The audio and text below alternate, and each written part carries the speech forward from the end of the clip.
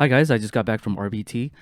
Just wanted to give you guys a deck profile that I got first place with at Core TCG. That the same week I wasn't able to go home for this deck profile, so I was basically out on the road forever.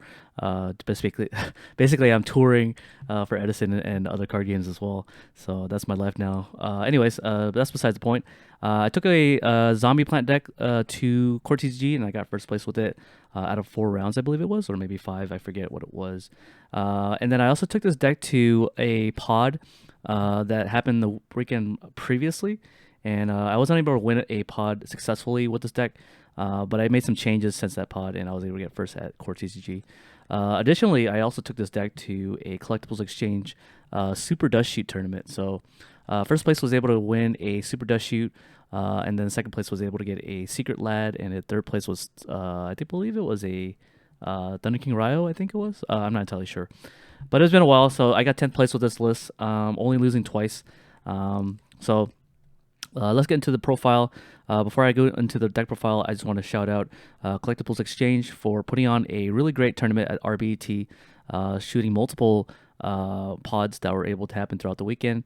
2-day event basically, so it felt like a YCS to me, but it happened at a at a card shop as opposed to a YCS. But anyways, yeah, Zombie Plants is the I've been infatuated with zombies as of late because of my Tengu experience with zombies. So because I've been playing Tengu Plant and I've been doing well with zombies as well, I decided, what is how is it zombies doing in Edison format? And so I looked at all the lists and I was like, okay, how come nobody's playing Titanial in their zombie list? Because Titanial is really decent against frogs, and I wanted to play Titanial in my deck. And it's also good against Vayu, or no, yeah, Vayu Turbo when they have Raikos, Caius when they try to Caius you and stuff like that, and Gale and stuff like that. So why play zombie plants? In general, I'll tell you why. The reason why is because you play one singular card that bridges the gap between the two, and that's Mystic Tomato. Tomato being a plant monster and a dark monster allows you to go into the Goblin Zombie. It segues into the zombie, the Goblin Zombie, or you can go into a Sangan, or you can go into a Spirit Reaper. Those are the three main targets. You could also go into Gale as well. So this is the dark package here to kind of name the few. So the Dark Engine in Edison is typically these guys. These guys are kind of like the front runners of the Dark Engine in Edison format, because although Tomato does have a lot less playability because it is a dark monster and it can be cast away. The idea is that if you're not playing against a hand of Caius, and this resolving allows you to go into Goblin Zombie, and that allows you to go into the Plant Engine, the Zombie Engine. Sorry, that lets you go into the Zombie Engine. I also play the Dark Arm as well. Sorry. So these are the front runners of dark packages. So zombies, even though it is called zombie, it never really says dark zombies. But I feel like Caius is really important in that deck, and Sangan is really important, and Gale as well. So Gale is existing solely so that you can cut Stardust stats down to 1250 and run it over, but it also has other utility as well in games 2 and 3. People boarding a Vanity's Fiend against you, people are going to be using that card to sort of like lock you out of the game so that you can't special summon. And Zombie is a deck that does special summon, but it's very difficult to side Vanity's Fiend against zombies because they also play traps. And yeah, so taking some inspiration from Mr. Beast Mode, who I don't know if he was the creator of Ultimate Offering Zombies, but he is definitely a zombie guy, and he's definitely been popularizing zombies with this card. And so, Ultimate Offering, love this card to death. It abuses the mechanic of Edison format, which is the normal summoning mechanic, where your normal summoning is kind of like constrained once per turn. So you're unable to summon as many times as you want, like in modern format. But this card allows you to enable some interesting plays as well, being able to set cards and on your opponent's battle phase, so that if you have a side deck card that you can flip on your opponent's turn, like a Falsodyna, you can interact with that. Grand Mole's another one you can side deck as well. But mainly I use this so I can combo off in case I want to pop off the same turn. In the event that I get Caius, for example, so if Caius does resolve and it banishes your Tomato, if you do have a Pyramid Turtle in your hand, you can use this on the battle phase to set the Pyramid Turtle, and then essentially regain the board control that you lost from having Caius. So that's what I like about the Ultimate Offering in this deck. A lot of tricks with Ultimate Offering as well. If, for example, your opponent MST's Ultimate Offering in the battle phase, for example, you can just chain it and then activate his effect to set a monster or normal summon a monster. But for the most part, you're using this to dodge like torrential and bottomless. In the event that that's actually not the main component. So the main component of this deck is to use this to normal summon twice, not necessarily paying multiple life points on the same chain to dodge bottomless, but that's the secondary thing that you do. You can pay 1,000 life points to dodge torrential and bottomless with this card. Assume you have a low monster hand. So let's go back into the zombie line here. Zombie line, I play the one zombie master. Great card only at 1 because you never want to summon this guy. You want to search for this guy. His 1800 stats trades really well against Bora. It crashes into Shura, but for the most part, in Edison format, the monsters are kind of large. So yeah, that's why you only play 1 copy, I would say. And he does a lot of extension plays where you don't have to contribute a normal summon if you book a life this guy or bring him out with Pyramid Turtle, which is really nice. That's why I only play the 2 Pyramid Turtle. I only need 2 because I have the Tomato, so I basically have 3 recruiters. And the reason why I play the Tomato as a segue is because I play the Lone Fire engine. So this is the plant engine, I guess. Lone Fire being at 2 is really nice in this format because you can go into either Titanial, which I often do. Let me see if I can find Titanial. I can go to Titanial. I can go into the Dandelion. So the argument often is why would I play a Titanial deck why would I play Titanial in zombies when I can just play that in Amaryllis or Quick Draw? And the reason why is that zombies offer something different. Not only is it I would say better, but zombies has something different going on for them, and it's the fact that the goblin zombies are like basically like Sangans in this deck, so you're able to tribute summon for Kai's really well, as opposed to playing in a quick draw deck where if you tribute a Raikou, it's kind of going neutral for the most part. You're not tributing a Sangan per se, and so the Lone Fire going to the Tomato is a really nice touch to the deck. If you do happen to find that you draw Titanial, you can always discard the Titanial using the Zombie Master effect, because he does discard a card for special summoning. So that's a nice part if you do draw the Titanial. Other aspects of Titanial, obviously the pros and cons. The biggest pro is that Caius and Raikou basically get shut off by Titanial, especially if you can pair that off with a Dandelion. So if for some reason you open up a Lone Fire and a Dandelion, then you have both a Titanial and a Dandelion, which is really strong against a lot of matchups. Frogs can't enemy controller you unless you contribute off a token. They can't Caius you unless they get rid of all your tokens. So that's why I like Titanial overall. Okay, and then let's go into the rest of the zombie package that I neglected. So the rest of the zombie here is going to be Plague, a must because it is a tuner. So it is not the only tuner in the deck. You also have Gale, but you also have the Deep Sea Divas as well. So in totality, you only have 4. You have 4 tuners that allow you to go into your synchros, which is all you need because Foolish Barrel can dump the Plague Sparrow zombie, and also if you really need it, Tomato can go into the Plague Sparrow zombie as well. And at will, if you have Book of Life, it functions as a second Plague Sparrow zombie because if this is in your graveyard, Plague Sparrow zombie acts as 2 tuners essentially. We have the Mizuki because Mizuki is only at 1 in this format. I'd play more if I could. Really great card for enabling your combos. You already know. 2 Goblin Zombie because I'm going to max it out, and the Spirit Reaper. So these are the dark package that Tomato bridges. Without Tomato, this deck would not be possible, in my opinion, because sometimes you want to go Tomato into Sangan, and then Sangan into Lone Fire, and Lone Fire into Titanial. So that's kind of like the chain reaction here. Sometimes if I have both the Pyramid Turtle and the Tomato, I'll purposely set the Tomato first before the... I'll purposely set the Pyramid Turtle first before the Tomato. And so if they Caius the Pyramid Turtle, then I'll just flip Ultimate Offering and set the Tomato. So yeah, of course the Dark Arm is really useful in this deck because it enables OTKs as well as being able to destroy the dupe block. As I mentioned before in my previous videos, if your deck doesn't have a hard time dealing with the dupe block, I would suggest playing that deck just because the dupe block is kind of degenerate in some cases because you have to deck build properly, and it kind of keeps decks that don't do well against the dupe block. So yeah, that's kind of my strategy for competitive Edison, and that is still my strategy to this day. So having cards like Dark Arm, Caius in the main deck, Synchro monsters such as Bryanak is going to be helpful. Even Dark End is also helpful as well, so that you can deal with the dupe block. Okay, let's go into the spell counts. I believe the Brain Control and the Mind Control, you need this because you want to steal your opponent's monster and then synchro with it. Also outs dupe block, so that you could take the level 2 and then synchro summon with level 2, and then go to level 4 synchro.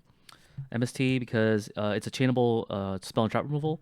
I don't play Heavy Storm in this deck because Heavy Storm kind of conflicts with this deck because it plays a lot of traps, but also because Heavy Storm isn't really good against frogs too much, especially in game 1. So I do side the Heavy Storm. I don't main deck it. So in the event that I do play against a frog matchup, I never want to have Heavy Storm in my opening hand. And then a card that I play is Foolish Burial. I am playing zombies because, because I play zombies, Foolish Burial is really good because you can dump a Mizuki, and it becomes kind of like a e-telly for a zombie in your graveyard. So if you have a zombie in your graveyard, this becomes kind of like an e-telly that lets you special summon a zombie. Only one zombie, of course, from your graveyard. So yeah, the name of the game is special summon as much as possible, and that's why I play the Foolish. Foolish also has another application too, is if you do open up the Lone Fire with Foolish, you can go Lone Fire into Titanial, and then Foolish to Dandies, and then now you have forms of negation on your opponent's turn. So it is a combo card, but it's also a card that allows you to special summon a zombie monster from graveyard, which is nice. Book of Life, another reason why this deck is good, because this card allows you to interact with your opponent's graveyard and also special summon, so it has two utilities in one. Thought about cutting it down to one because sometimes I don't see a zombie monster in my opening hand, but if I'm seeing Lone Fire, if I'm seeing my plant engine, such as Lone Fire, then I should theoretically get to a zombie, but sometimes I don't see a zombie. So I thought about cutting it down to one. I do side at least one out in games 2 and 3 because of Vanity's Fiend and mostly Vanity's Fiend. But going forward, I'm probably just going to keep them in because although Vanity's Fiend is a card, I am playing the Ultimate Offering version of this deck, so it circumvents the whole Vanity's lock where they expect that Vanity's Fiend to stay alive. But that's typically not the case anymore, especially since Ultimate Offering could just summon a Caius or just summon a big monster and run over the Vanity's Fiend, which is kind of nice, which is why I like it. That's all for these spells. Only about 6 spells, so you don't need any more than that. And then, so let's go into the traps. So because zombies is zombies, it's very difficult to side deck against them. I play about, I believe, 5, 10, 14 traps, which is higher than normal. So we already know the Ultimate Offering, a lot of utility for this deck card. I also play the Bottomless Trap Hole at 2 because in case you play Blackwings. Blackwing was, my record against Blackwing was 5-2. So I was able to win 3 Blackwing matchups at Core TCG pretty successfully. And I thought to myself, wow, this deck has a really good matchup against Blackwings. And then I go over to the RBT LA Super Dust Shoot tournament on Friday, and I get mopped by Blackwings. So I guess it just depends on how well the opponent opens, but also because in my games against Blackwings, I always felt my opponent opens up Whirlwind Shura often, so that just blew me out of the game essentially. A really good power card in this deck is Return from the Different Dimension. A really good card if you want to enable your OTKs, especially against frogs if they don't have a trap card. But frogs have now adapted a little bit where they're main decking the battle faders. So I did lose several games because I did popped off against frogs, and I was able to flip this card over and then hopefully get the OTK down. But then they were able to control the game with battle fader and then subsequently tribute for Dark Dust Spirit the following turn. Yeah, so make sure if you do pop off against monarchs, frog monarchs, that you have a Stardust on your board so that you could negate the Dark Dust Spirit in your OTK line. So yeah, be careful about that. Dushy in the main deck, it's Edison format. You have to have Dushy in your main deck, unless you're playing Light Sworns or some monster heavy deck. Then we have the Call the Haunted because it's Call the Haunted. A lot of zombie decks have opted to take this card out. In this deck, I'd say it's more fundamentally a staple because you want to go Lone Fire into Titanium, flip the Call on your next turn or your opponent's turn, and then get your Lone Fire to chump block a negation or a Dandelion. So if on your turn you flip the Call on to get the Lone Fire, you can go to the Dandelion, and without contributing a normal summon, you now have the Titanium mini lock. This deck really struggles against Royal Oppression pretty heavy, so I do play the 2 Dust Tornadoes. You could make the argument that I should keep the Heavy Storm in to combat the Royal Oppression in the event that my opponent is opening it going first. And if they open up going first, I would want a spell card to get rid of the Oppression. But I find that a lot of players don't set the Oppression unless they have some sort of backup next to it because it's a very high value contiguous trap card. So most likely what's going to happen if your opponent goes first is they're going to be summoning a monster and sending only one back row because they fear getting heavy stormed anyway. So very unlikely unless a royal oppression is their only trap card in their hand or their only interruption. I don't find that they are using their oppression early on if they have multiple trap cards in their hand. So that's why I decided to go for the Dust Tornado as opposed to Heavy Storm. Going second. Compulsory, I wanted something proactive, so I don't main deck the D prisons in this deck. I understand the arguments for prison because you want to be able to manage a lot of different cards in the metagame. I just find that prison is very it's a card that prevents you from losing life points, yes. But then you pretty much always have a defensive recruiter set, and you always want to have it attacked anyways. So I find it very unlikely that prisons will be good unless I'm top decking into it. But if you're top decking in zombies, I don't think you're going to be winning that game anyways. I mean, it's hard to come back with zombies because zombies is a combo deck, so you need more than one card to finish off your opponent, essentially. I have to go for only one Starlit Road. I don't really like two Starlit Roads, mainly because I find Starlit Road to be dead half the time, especially if Heavy Storm is already gone and Torrential is already gone and Mirror Forces. But I don't want to have too many of these cards because I'd rather have cards that try to win me the game, and this card just stalls a little bit to some degree. It does get me a Stardust at the end of the day, and I did resolve it for game for a lot of the times, but I don't want to run two copies. It's for that reason. So the games where I'm losing is sometimes because I drew too many cards that don't do anything proactively. Sometimes I'll draw Ultimate Offering with these cards, with this card, and if you think about it, if you open up two Starlit Road in your hand with Ultimate Offering, but no way to make Ultimate Offering good, it just becomes kind of I don't know how to say it. You're waiting around for something to happen, and I don't want that to happen. So I want to be proactive as much as possible. So that's even why I don't even play the D Prisons deck as well. One Torrential Tribute. You have to play this card because you are playing the Goblin Zombie as well as the Sangan. Even if you're not drawing those cards, this card is a really good card on its own. If your opponent tries to commit too much, so you need the Mirror Force because you want to out the Titanial in the mirror match, so that if they don't crash their Titanial into you and then try to get a value. And then Solemn because you need Solemn. There are some considerations why you shouldn't play Solemn with the Ultimate Offering, and that is true. I do side this out going second against Blackwings, but I go every time I'm going first. I make sure I put it back in because you want to set up first, and so this card helps you set up. And in situations where you have the board control against Blackwings, this negates Icarus attack really well, and this negates power cards that they can resolve against you. And so I often think that why don't I just play Solemn Judgment so that I can negate all the power cards by paying half my life points. And this card is really good late game, so it's not terrible because in the early game it is terrible, but later games it gets better. And you're a deck that likes to play the long game anyways, and so because you can play the long game really well, the Solemn Judgment definitely should belong in a deck that can go long, especially. So definitely will consider not dropping it in zombies, even in Ultimate Offering zombies. So that's the deck for you guys. It's only 40 cards. Let's go into the side deck first before this extra deck. Side deck gets pretty varied, especially since if you're a zombie fan. You're going to be trying out all kinds of different side deck. Over the weekend, I found some side deck choices that I would like to have in my side deck in the future, but we'll get into that soon. The first side deck card I decided to decide is the Light Imprisoning Mirror. This card is for Chrysiosworn and Fairies, but I've also sided this against Value Turbo as well because I don't want them to mill and Amaryllis too.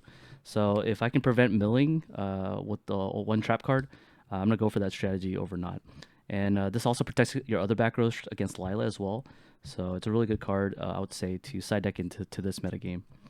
Unless you're playing a deck that like Frogs that don't need it. I also play the D Prison in the side deck, mainly because I feared them siding into Falsodyna and Vanity's Fiend.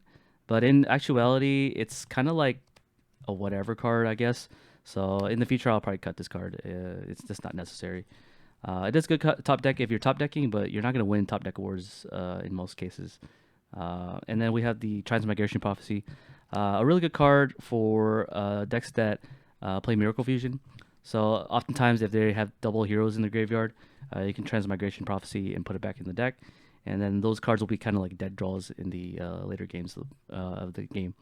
So yeah, you just need to play this, especially against Amaryllis as well. They can't burial back or return back their monsters. somehow. If they put the Amaryllis back or they DDR'd the Amaryllis, this prevents the DDR from resolving. So that's kind of the idea. You want to put back the Titanials back in the deck or the Amaryllis so that they can't banish for cost. And then if it's banished, then they can DDR it. Then we have the T-Roar. T-Roar was okay. I never sided it much, unless I was playing against Dragon Turbo. That's the main reason why I sided. But I want something more proactive against Dragon Turbo, so maybe this will come out for something better. I thought about even siding, so we'll get into that. But yeah, so I thought about siding Zombie World after the tournament that I went to at RBT. All the pods that were playing zombies, Dragon Turbo actually kind of loses to Zombie World. So they're only out to Zombie World is obviously the Heavy Storm and the Giant Trunade. But if you could stop them from using the spell and trap from blowing out your back row, the Zombie World puts in a lot of work because now they can't special summon Red Med from their hand. They can't tribute summon either. It's just really good to side deck Zombie World now. If you're playing against like Chrysia decks that play the fairy line where they want to float up the fairies in the graveyard, then they're not fairies anymore. They're zombies, so they can't special summon Christia. So definitely considering side decking Zombie World going forward. Against frogs, mainly, and decks that like to special summon, such as dragons, I do side the Falsodyna. And so that's why I put the prisons in, because I can back up Falsodyna's stat so that they don't die. But mainly I've been using Falsodynas just so that I can prevent them from going off on main phase 1. Because main phase 1 special summons are the reason why you lose in this game. And so if they're able to pop off and there's no way to stop them from special summoning, Falsodyna essentially is buying you another. It's kind of like a T-Roar that's walking. It's a walking T-Roar for a lot of different decks. So that's why I like Falsodyna. Then we also have the Lightning Vortex. It's a really good card because, especially if your opponent is a deck that likes to swarm, such as Lightsworn, you want to be able to be proactive and hit all their wolves. But so far, it hasn't hit Vanity's Fiend. Yeah, I definitely think that this should be a third Prison if I could. Even though Prison has been kind of mid, I still like Prison as a card because it's a 1-for-1 trap. Heavy Storm in the side deck because you only want to side it against decks that aren't frog. So if the field in your metagame is a lot of frogs, I would not side this card. I would side this card and not main board it at all. And then I also play the Dranimal because you can loop this with these 3 cards really well with the Ultimate Offering. And then a tech that I like to play in this deck is the Possessed Dark Soul. This card is a searchable card that you can search off of Sangan, but you can also go Tomato into this guy. If you guys don't know what it does, it tributes itself, and you can permanently steal all your opponent's level 3 or lower monsters. So the idea is to use this guy to steal the dupe block, and so that if I steal the dupe block, now I have the dupe block, and my opponent has to out that. It's kind of the idea. So if they have to do the outing, that means that they're committing more resources. That's why I decided to side this particular card. And then we have the DD Crow. I love DD Crow in this deck just because you can search it off of Sangan. I noticed that my sideboard is really weak to DDV, and this deck typically does kind of lose harder to DVD because you're playing the plant engine. But DDV is, I would say it's a 2-for-2 for the most part. If you play a lot of monsters, I guess, DDV only hits 2 cards, but then if they look at your hand for 3 turns, they're hitting more cards. But the idea is that your monsters are coming out of the graveyard in this deck. So because you're playing Book of Life as well as Call the Haunted in this deck, DDV kind of hurts less, and you also have Dark Arm.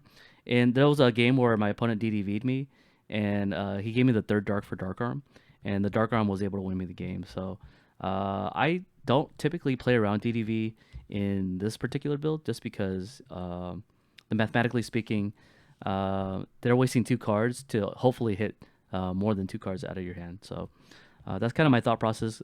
This deck plays a lot of trap cards anyways, so they're most likely going to trade a 2-for-2, and most likely you're going to draw into spell cards or trap cards as opposed to monsters. That's kind of the idea. And so, yeah, that's my side deck. Let's go into the extra deck. Is Armory Arm. This is really useful because you play Mind Control and Brain Control. So you can just Synchro Summon into it pretty easily against frogs. This is also really good against Gores as well. If your opponent is lower than a certain amount, you can equip this and make sure you can play around Gores and go for lethal as opposed to giving them chip damage. Level 5's pretty standard. Go Catastor and Android. Not much to say. You need this card because you are playing the Ultimate Offering, so you need 600 life points every turn to survive, basically. We also have the Bryanak, staple. This is the staple, I would say, zombie level 6s. And then this is kind of like the auxiliary level 6 that you need. But everything else is kind of like optional, like Gaia, the Force of the Earth, and Urquoises. So yeah, I just never really go into these unless I want to throw away a level 6. I don't own a Doomkaiser Dragon, but theoretically, I could probably cut this card for Doomkaiser Dragon in the future if I'm siding the zombie world. I also have the Black Rose, which is really good. The Armor Master because I play Gale. So yeah, you hardly ever go into level 6s because you don't play the Instant Fusion Zombie. And then we have Colossal, Stardust, Stout Ruler, Darken. I side deck this card. Sorry, this is my 15 card in my side deck. So I side this mainly just for Dragon Turbo. So because they have a large hand and you can just put them back a turn. That's kind of the idea. And then we have the Mistworm. Never went into it either, so I probably would cut this in the future for something else. Probably another Herbellum, but I haven't decided if I really want to cut this card per se. Yeah, so my matchups was I played 5 Blackwings. Lately, the Edison metagame has been Blackwing dominant, so I did play 5 of them over the course of 2 different tournaments. And then I also played against Value Turbo. I played against Zombies. My only losses were to 2 Blackwing decks and Frogs. Only 1 Frog. I only played 1 Frog. Because this deck doesn't Frog doesn't like to interact. It's one of those decks that just likes to Kai's you multiple times. So it makes sense that that deck would be good. But over the course of the tournament, I played against 5 Blackwings, 1 Frog, 2 Zombies. I played against a Zombie Hero deck with Instant Fusion in the deck. And I also played against Light Sworns as well. And yeah, I just basically only lost against the Blackwing decks pretty much, and 1 Frog. Yeah, I didn't play against GBs at all. Yeah. But that's pretty much the deck profile for you guys. I hope you guys enjoyed a different take on zombies. I know Plant Zombies has been around forever, but I want to be another guy that adds on to the Plant Zombie Brigade here. So yeah, hope you guys enjoyed the video. I'll see you guys on the next one. Peace.